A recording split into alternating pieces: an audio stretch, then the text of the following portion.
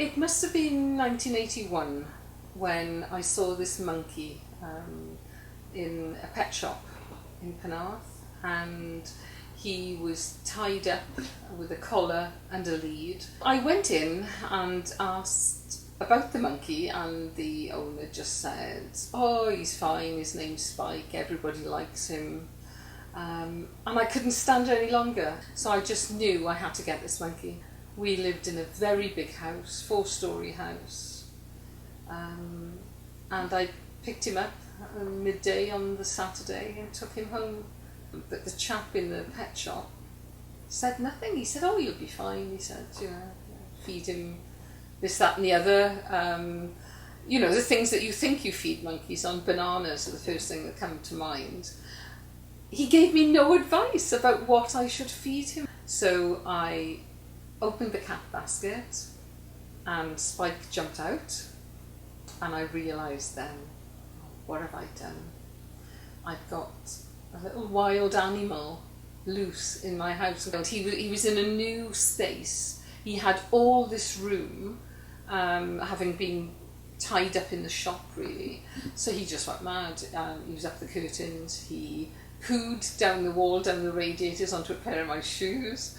The minute I walked in the house with that monkey, that first day I realised how out of my depth I was.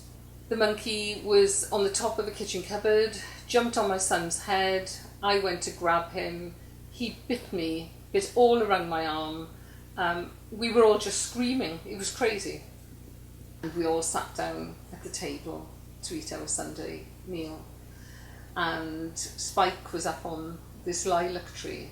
And because he saw the food on the table, he jumped onto the table, and I can see him now, picked up potatoes off my husband's plate and started throwing them.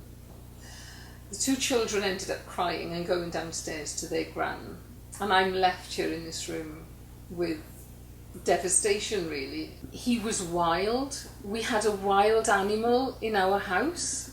You can't tame a wild animal.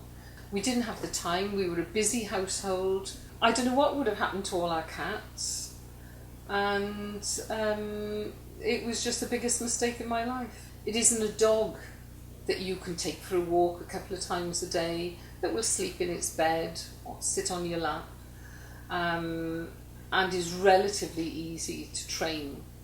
Most people would know how to train a dog. Where on earth are you going to learn to train a monkey? I went back to the shop and I said to the owner, "Why did you sell me that monkey? Why did you let me take this monkey home?"